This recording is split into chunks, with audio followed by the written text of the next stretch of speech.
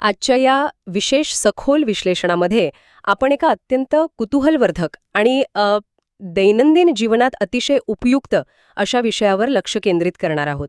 आणि तो विषय आहे लहान मुलांचा आहार. हा विषय जितका महत्वाचा आहे तितकाच तो अनेक पालकांसाठी गोंधळात टाकणारा सुद्धा असतो. नक्कीच. आणि म्हणूनच आज आपल्याकडे जे स्रोत आहेत ना, ते डॉक्टर सागर कड यांच्या एका अत्यंत सविस्तर आयुर्वेदिक मार्गदर्शिकेवर आधारित आहेत. या माहितीपत्रकाचं स्वरूप खूप वेगळे आणि खास आहे. खरं तर याचं कारण असं आहे की यात लहान मुलांच्या वाढीच्या प्रत्येक टप्प्यानुसार त्यांचा आहार कसा असावा याबद्दलचे अत्यंत सखोल आयुर्वेदिक आणि पारंपरिक ज्ञान दिले आहे. अगदी बरोबर.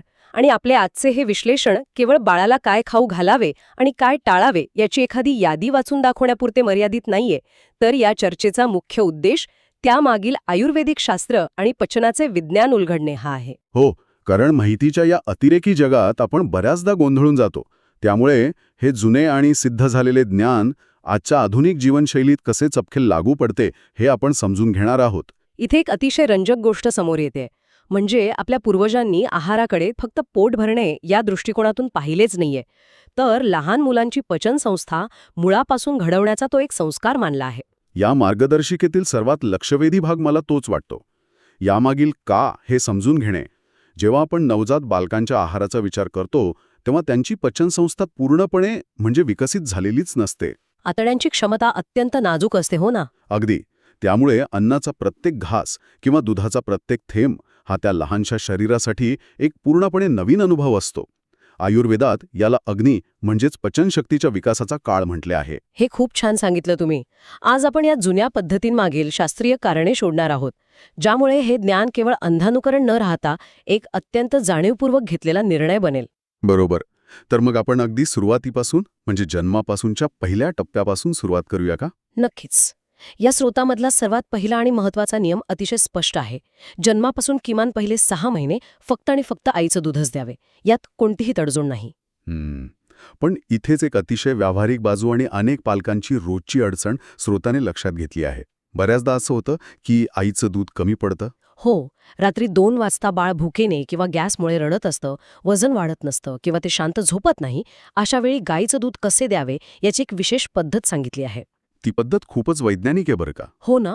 जर बाळ 4 महिन्यांच्या आतले असेल तर 1 कप गाईचं दूध, त्यात अर्धा कप पाणी आणि 1 सुंठाचा बारीक तुकडा टाकून ते उकळून घ्यावे असा सल्ला दिला आहे. आणि जसजसं बाळ मोठं होईल तसंच पाण्याचं प्रमाण कमी करत न्यायचे.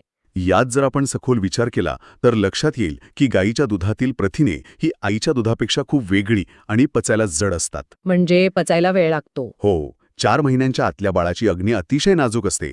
हे जड दूध पचवणे त्या आतड्यांसाठी एक मोठं आव्हान असते. सुंठ ही आयुर्वेदामध्ये पचनासाठी एक उत्तम औषधी मानली जाते. दुधात सुंठ टाकून उकळल्यामुळे त्या दुधाचा जडपणा कमी होत असावा. अगदी तसंच होतं. त्याचे विघटन सोपे होते आणि बाळाच्या पोटात गॅस किंवा वात धरण्याची शक्यता लक्षणीयरित्या कमी होते. पाण्याचं प्रमाण सुरुवातीला जास्त ठेवणे आणि नंतर हळूहळू कमी करणे. हे बाळाच्या वाढत्या पचन क्षमतेशी जुळवून घेण्याचे एक उत्तम उदाहरण आहे. नक्कीच. अचानक जड अन्न देण्याऐवजी पचनसंस्थेला दिलेली ती एक प्रकारची ट्रेनिंगच आहे. हे समजून घेणं खूप महत्वाचं आहे. कारण अनेकदा रडणाऱ्या बाळाला शांत करण्यासाठी घाईघाईत साधे दूध दिले जाते आणि मग पोटाच्या तक्रारी सुरू होतात. पाण्याच्या गरजेबद्दलही एक नियम आहे यात. हो, पाण्याबाबतचा नियम बऱ्याच जणांना आश्चर्यचकित करू शकतो. आपण सहसा विचार करतो की बाळाला तहान लागत असेल, पण या मार्गदर्शिकेनुसार जर बाळ 4 महिन्यांपूर्वीचे असेल तर त्यांना फक्त उन्हाळा असल्यास 2 ते 4 चमचे पाणी द्यावे, एरवी अजिबात नाही. आणि ते पाणी सुद्धा साधे नसावे. बरोबर. पाणी उकळताना त्यात बाळंत शेपा आणि वावडिंग घालावे असे स्पष्ट सांगितले आहे. मला वाटतं हे थेट पचन आणि जंतू संसर्गाशी जोडलेले आहे. यामागील विज्ञान असे आहे की आईच्या दुधातच बाळाच्या शरीराला आवश्यक असणारे पाण्याचे योग्य प्रमाण असते. अतिरिक्त पाण्याचे शरीराला मुळीच गरज नसते. पण उन्हाळ्यात डिहायड्रेशन टाळण्यासाठी थोडे पाणी देणे गरजेचे असते. तिथेच साध्या पाण्याऐवजी बाळंत शेपा आणि वावडिंग वापरणे हा एक अत्यंत कल्पक उपाय आहे. बाळंत शेपा पोटातील वात कमी करण्यासाठी आणि आतड्यांची हालचाल सुधारण्यासाठी ओळखली जाते. आणि वावडिंगचा उपयोग? वावडिंग हे उत्कृष्ट जंतुनाशक आणि कृमीनाशक आहे. लहान मुलांना पोटाचे संसर्ग खूप लवकर होतात. त्यामुळे हे संस्कारित पाणी म्हणजे त्यांच्या नाजूक पोटासाठी दिलेलं एक अंतर्गत सुरक्षा कवचच आहे. क्या बात आहे. आता आपण पहिल्या टप्प्यातील आणखी एका रंजक आणि पारंपरिक पद्धतीकडे वळूया, सुवर्णप्राशन आणि बाळगुटी. हां, तर आयुर्वेदातील अत्यंत महत्त्वाचा संस्कार मानला जातो. या मार्गदर्शिकेत सुचवले आहे की जन्मापासून 1 वर्षाचे होईपर्यंत बाळाला रोज म्हणजेच सोने 10 ते 30 वळसे एका चमचाभर तुपातून द्यावे. आणि 10व्या दिवसापासून बाळगुटी सुद्धा. हो, 10व्या दिवसापासून आईच्या दुधात किंवा मधात उजळून बाळगुटी द्यावी आणि सुरुवातीला प्रत्येक औषधाचा फक्त 1 वळसा द्यावा. आजच्या काळात जेव्हा सगळी औषधे सिरपच्या स्वरूपात मिळतात तेव्हा सहाणेवर उगाळून देण्याची ही पद्धत खूप वेगळी वाटते. मिक्सरमध्ये वाटून का नाही असा प्रश्न अनेकांना पडतो. पण इथे वळसे किंवा वेढे हा शब्द खूप काही सांगून जातो. सोने हे मेद्य म्हणजेच बुद्धी वाढवणारे आणि पेशींच्या पातळीवर प्रतिकारशक्ती वाढवणारे असते. पण ते उगाळूनच का द्यायचे? उगाळण्याची पद्धत ही अतिशय सूक्ष्म प्रमाणाची म्हणजेच मायक्रोडोसिंगची अचूक उदाहरणे आहेत. लहान बाळाचे यकृत आणि मूत्रपिंड थेट मोठ्या प्रमाणातील औषधे पचवू शकत नाहीत. म्हणजे मिक्सरमध्ये ती सूक्ष्मता मिळत नाही का? नाही. जेव्हा एखादी वनस्पती किंवा सोने सहाणेवर घासले जाते तेव्हा घर्षणामुळे त्याचे अतिसूक्ष्म कणांत रूपांतर होते. मिक्सरमध्ये ही सूक्ष्मता आणि तापमान नियंत्रण मिळत नाही. आणि ते तुपातून देण्यामागे काय कारण असावे? तूप हे शरीराच्या प्रत्येक पेशीपर्यंत अगदी मेंदूपर्यंत औषधाचे गुण पोहोचवणारे एक उत्तम माध्यम आहे. बाळगुटीमध्ये अनेक औषधी वनस्पती असतात, पण सुरुवातीला फक्त 1 वळसा सांगून पचनसंस्थेला हळूहळू त्याची सवय करून देण्याचा हा सुरक्षित मार्ग आहे.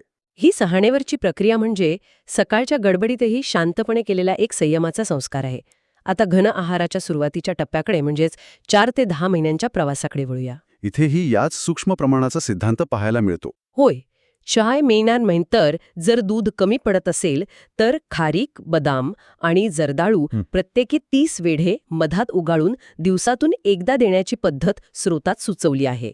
सुका मेवा थेट न देता तो घासून मधातून देण्यामागे पचनाचीच सोय असावी. बरोबर. खारीक, बदाम आणि जर्दाळू हे ऊर्जेचे भक्कम स्रोत आहेत, पण ते थेट खाऊ घालणे किंवा अगदी पावडर करून देणे हे 4 महिन्यांच्या बाळाला पचणे अशक्य असते. म्हणून मधाचा वापर? हो, मध हे स्वतः एक उत्तम वाहक म्हणजेच अनुपान आहे, जे या सुक्या मेव्याचे गुण थेट पेशींमध्ये शोषले जाण्यास मदत करते. 30 वेळे हे प्रमाण बाळाच्या शरीराला जड न वाटता योग्य ऊर्जा देण्यासाठी अचूकपणे निर्धारित केले आहे. आता या स्रोतामधला एक असा भाग बघूया जो खरोखरच प्रत्येकासाठी अत्यंत उपयुक्त आहे. 6व्या महिन्यातील पेज बनवण्याची पद्धत. इथे पेज बनवण्याची अगदी अचूक कृती दिली आहे. ती कृती खूपच रंजक आहे. 3 ग्राम म्हणजेच साधारण 1 चमचाभर तांदूळ धुवून आणि भाजून घ्यावेत. त्यात 16 पट पाणी घालून तांदूळ फुटेपर्यंत अगदी मऊ शिजवावे आणि मग त्याचे वरचे पाणी मीठ, साखर आणि थोडे तूप घालून बाळाला द्यावे. या कृतीत तांदूळ भाजणे आणि 16 पट पाणी वापरणे हे वाचताना मला जाणवलं की हे फक्त शिजवणे नाहीये, तर ही अन्नावर केलेली एक रासायनिक प्रक्रिया आहे. मी पण तेच विचार करत होते. हे 16 पट पाण्याचं गणित काय आहे? आयुर्वेदात त्याला मंड किंवा पेया या संकल्पनेशी जोडले जाते. 3 ग्रॅम तांदूळ आणि 16 पट पाणी यामुळे तयार होणारा पदार्थ हा अन्नापेक्षा जास्त द्रव स्वरूपात असतो, जो पचायला सर्वात हलका असतो. आणि तांदूळ का भाजायचे? जेव्हा आपण तांदूळ भाजतो तेव्हा उष्णतेमुळे त्यातील स्टार्चचे काही प्रमाणात आधीच विघटन होते, म्हणजेच ते बाह्य स्वरूपात प्री-डायजेस्ट होते. बाळाच्या आतड्यांवर ताण न येता ऊर्जा मिळवून देण्यासाठी ही पद्धत मोलाची आहे. तूप, मीठ आणि साखरेमुळे चवही येते आणि वात, पित्त, कफ या तिन्ही दोषांचं संतुलन राखलं जाते. हे विज्ञान खरोखरच डोळे उघडणारे आहे. 8-9 महिन्यांच्या टप्प्यावर बाळ रांगू लागतं आणि बसू लागतं. या वयातील आहाराविषयी एक अतिशय स्पष्ट सूचना आहे. हो, बाळ बसू लागल्यावर त्याला बसूनच जेवू घालावे, झोपून अजिबात नाही. यावेळी मऊ वरण भात, कमी तिखट असलेली आमटी किंवा भाजी, सार, कढी, चांगल्या तुपातील शिरा, उपमा आणि मुगाच्या डाळीची खिचडी द्यावी. इथे बसून जेवण्यावर दिलेला भर हा गुरुत्वाकर्षणाच्या मदतीनं पचन सुधारण्यासाठी आहे. अन्न भरवण्याची शरीराची स्थिती पचनासाठी अत्यंत निर्णायक असते. म्हणजे बसून जेवल्यामुळे अन्ननलिका सरळ राहते. अगदी. आणि अन्नाचा घास घशात अडकण्याची किंवा ठसका लागण्याची शक्यता जवळजवळ संपुष्टात येते. या वयात बाळ रांगणे किंवा आधार घेऊन उभे राहणे करत असते, त्यामुळे त्याला अधिक ऊर्जेची गरज असते. म्हणूनच शिरा, उपमा आणि मुगाची खिचडी दिली जाते. हो, मुगाची डाळ इतर कोणत्याही डाळीच्या तुलनेत पचायला सर्वात हलकी असते. 10व्या महिन्यात तर बाळाच्या हालचाली एकदम वाढतात. हो, बाळ बसते, उभे राहण्याचा प्रयत्न करते, दात यायला सुरुवात होते. यामुळे आहाराचे प्रमाणही वाढवावे लागते. या स्रोतात 10व्या महिन्याचे एक सुटसुटीत वेळापत्रक दिले आहे. ते वेळापत्रक कसे आहे? सकाळी उठल्यावर दूध, साखर, भाजी किंवा आमटी द्यावी. दुपारी एकदा दूध आणि एकदा खाणे द्यावे. आणि रात्री पुन्हा गरम वरण भात, फुलका किंवा भाकरी द्यावी. या काळात मुद्दाम 3-4 वेळा पाणी पाजावे अशी टीप दिली आहे. हा टप्पा बाळाला कुटुंबाच्या मुख्य आहाराशी जोडणारा दुवा आहे. दिवसातून 3 मुख्य जेवणाच्या वेळा निश्चित करण्याची सवय इथूनच लावली जाते. शारीरिक हालचाल खूप वाढलेली असते, शरीरात उष्णता निर्माण होत असते. त्यामुळे मुद्दाम पाणी पाजणे आवश्यक असते. नक्कीच, डिहायड्रेशन टाळणे आणि चयापचय सुरळीत ठेवणे यासाठी हे आवश्यक आहे, कारण घन आहाराचे प्रमाण आता वाढलेले असते. आता आपण दात येण्याच्या काळाकडे वळूया. हा काळ अतिशय आव्हानात्मक असतो. बाळ सगळं काही तोंडात घालू पाहतं. हो, तिथे एक छान उपाय स्रोतात सांगितला आहे. स्वतःच्या हातानं खाण्याची सवय लावण्यासाठी बाळासमोर खाऊ ठेवावा. या यादीत साळीच्या लाह्या, फुटाणे, भाजके पोहे, मनुका, खोबरे, खारीक, भाजलेल्या डाळी आणि राजगिरा लाडू यांसारखे पदार्थ आहेत. हे सर्व पदार्थ कोरडे आणि हिरड्यांना आराम देणारे आहेत. स्वतःच्या हाताने अन्न उचलून तोंडात घालण्याने बाळाचा हात आणि डोळ्यांचा समन्वय आणि बोटांची पकड सुधारते. आणि ते चावल्यामुळे हिरड्यांची सळसळ कमी होते. अगदी बरोबर. दात येताना हिरड्यांमध्ये खाज सुटते, तेव्हा फुटाणे किंवा लाह्या चावल्याने हिरड्यांवर योग्य दाब पडून आराम मिळतो. लाळेमध्ये हे पदार्थ विरघळल्यामुळे ते पचायलाही हलके ठरतात. याच संदर्भात एक अतिशय खास आयुर्वेदिक रेसिपी या स्रोतात दिली आहे, प्रीनन मोदक. हा मोदक म्हणजे एक एनर्जी बॉम्बच आहे. याची कृती काय सांगितली आहे? खोबरे, सुंठ, ज्येष्ठमध आणि पिंपळी घालायची. हे सर्व साखरेच्या पाकात घालून त्याचे छोटे लाडू बनवायचे. पाकाऐवजी नुसती पिठी साखरही चालते. प्रीण या शब्दाचा अर्थच मुळी पोषण करणे किंवा बळ देणे असा होतो. साळीच्या लाह्या अत्यंत हलक्या असतात. आणि यात सुंठ आणि पिंपळी आहे. म्हणजे हा मोदक फक्त एक गोड पदार्थ नसून तो पचनसंस्था सुधारणारा एक वैद्यकीय डोस आहे. अगदी अचूक निरीक्षण. पिंपळी आणि सुंठ भूक वाढवतात आणि पचन सुधारतात. ज्येष्ठमध हे घसा आणि श्वसनसंस्थेसाठी उत्तम असते. लहान मुलांच्या रोजच्या आहारात अशा वनस्पतींचा समावेश करणे खूप फायदेशीर आहे. आता एका चिंतेच्या विषयाकडे येऊया, वजन. जर बाळाचे वजन कमी असेल तर काय करावे? स्रोतात म्हटले आहे की सोने, तूप आणि मध उगाळून द्यावे किंवा शुद्ध सोने पाण्यात उकळून ते पाणी अर्धे करून बाळाला द्यावे. यामुळे वजन, अग्नी आणि प्रतिकारशक्ती वाढते. तसेच दुधात साखरेऐवजी शतावरी कल्प किंवा अनंतमूळ कल्प वापरण्याचा सल्ला दिला आहे. हे खूपच सखोल ज्ञान आहे. वजन वाढवणे म्हणजे फक्त कृत्रिम कॅलरीज भरणे नव्हे. आयुर्वेदानुसार वजन तेव्हाच वाढते जेव्हा शरीराचा अग्नी उत्तम प्रकारे काम करून अन्नातील पोषक तत्व शोषून घेतो. म्हणजे सुवर्णजल पेशींच्या पातळीवर काम करते. हो, आणि शतावरी आणि अनंतमूळ या वनस्पती शरीरातील रस, रक्त, मांस यांचे थेट पोषण करतात. साधी साखर फक्त रिक्त कॅलरीज देते, पण शतावरी कल्पामुळे सर्वांगीण वाढ होते. या संपूर्ण मार्गदर्शिकेतील सर्वात धक्कादायक माहिती फळांबद्दल आहे. एकीकडे आजचे आधुनिक बालरोगतज्ञ सांगतात की बाळाला पहिलं अन्न म्हणून केळं मॅश करून द्या, आणि इथे चक्क केळी आणि पेरू अजिबात देऊ नयेत असं लिहिलंय. हा विरोधाभास खरोखरच मोठा आहे. हो ना. त्याऐवजी मोसंबी, डाळिंब, पपई, चिक्कू आणि सफरचंद देण्यास सांगितले आहेत. आणि जर बाळाची प्रवृत्ती कफाची असेल तर फळे कमीच द्यावीत. पाश्चात्य वैद्यकशास्त्र आणि आयुर्वेद यांच्यातील हा फरक खूप विचार करायला लावणार आहे. यामागील आयुर्वेदिक दृष्टिकोन समजून घेणं गरजेचं आहे.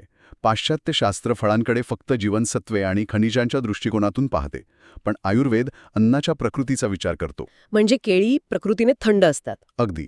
केळी आणि पेरू ही दोन्ही फळं पचायला जड आणि प्रकृतीने अत्यंत थंड असतात. लहान मुलांच्या शरीरात मुळातच कफ दोषाचे प्राबल्य असते. या थंड फळांमुळे त्यांना लवकर सर्दी किंवा कफ साठण्याचा त्रास होऊ शकतो. याउलट पपई, डाळिंब ही फळं पचायला हलकी आणि उष्ण असतात. बरोबर. कफाची प्रवृत्ती असताना फळे टाळण्याचा सल्ला हा आजार मुळापासून रोखण्याचा प्रतिबंधात्मक उपाय आहे. आजारपणाचा विषय निघालाच आहे तर एक अतिशय कडक नियम या स्रोतात दिला आहे. लहान मुलांना सर्दी खोकला झाल्यास दूध अजिबात देऊ नये. त्याऐवजी आले घातलेला चहा द्यावा. आधुनिक पालकांसाठी हे खूप अवघड आहे. हो, कारण बाळ आजारी असताना घन आहार खात नाही, तेव्हा पालक दुधावर अवलंबून राहतात. तसेच लहान मुलांना दही देऊ नये, आणि द्यायचेच असेल तर त्यात साखर किंवा मध घालून द्यावे. दुधासोबत भात दिल्यास त्यात मीठ घालू नये. सर्दी खोकल्यात दूध बंद करणे हा प्रभावी नियम आहे. दूध हे प्रकृतीने कफ वाढवणारे असते. खोकला असताना दूध दिल्यास कफ अधिक घट्ट होतो. आले घातलेला चहा हा साठलेला कफ पातळ करून बाहेर काढतो. आणि दह्याबाबतही तेच आहे. हो, दही कफकारक असते आणि दुधात मीठ न घालण्याचा नियम हा विरुद्ध अन्न टाळण्यासाठी आहे. दूध आणि मीठ एकत्र खाणे हे त्वचारोग आणि पोटाच्या आजारांना निमंत्रण देऊ शकते. या संपूर्ण माहितीचा आवाका पाहता हा केवळ काय खावे याचा तक्ता नाहीये, तर हा एका लहान जीवाच्या नाजूक पचनसंस्थेला अत्यंत शास्त्रशुद्ध पद्धतीने बळकट करण्याचा एक सुंदर प्रवास आहे. सुंठ घातलेल्या दुधापासून सुरू झालेला हा प्रवास कुटुंबाच्या पानावर बसून जेवण्यापर्यंत येतो. औषधांचा वापर करणे हे सर्व निसर्गाची समरसून तयार केलेलं विज्ञान आहे. बाळाच्या शरीराला अन्नावर प्रक्रिया करायला शिकवणे हाच याचा हेतू आहे. अगदी खरंय. या सर्व सखोल चर्चेच्या शेवटी एक अत्यंत महत्त्वाचा आणि विचार करायला लावणारा मुद्दा समोर येतो. आपण पाहिलं की अगदी लहान वयातच सुंठ, पिंपळी, वावडिंग यांसारख्या औषधी आणि किंचित तुरट कडू वनस्पतींची चव बाळाच्या जिभेला दिली जाते. हो, ती सुरुवातीची ओळख खूप महत्वाची असते. नक्कीच. जेव्हा वाढीच्या सुरुवातीच्या काळातच अशा नैसर्गिक चवींची सवय लागते, तेव्हा भविष्यात त्या मुलांची रोगप्रतिकारक शक्ती आणि अन्नाविषयीची आवड कायमस्वरूपी कशी घडवत असेल. हा एक उत्तम विचार आहे. या विचारासह आपण आजचं हे सखोल विश्लेषण इथेच थांबूया.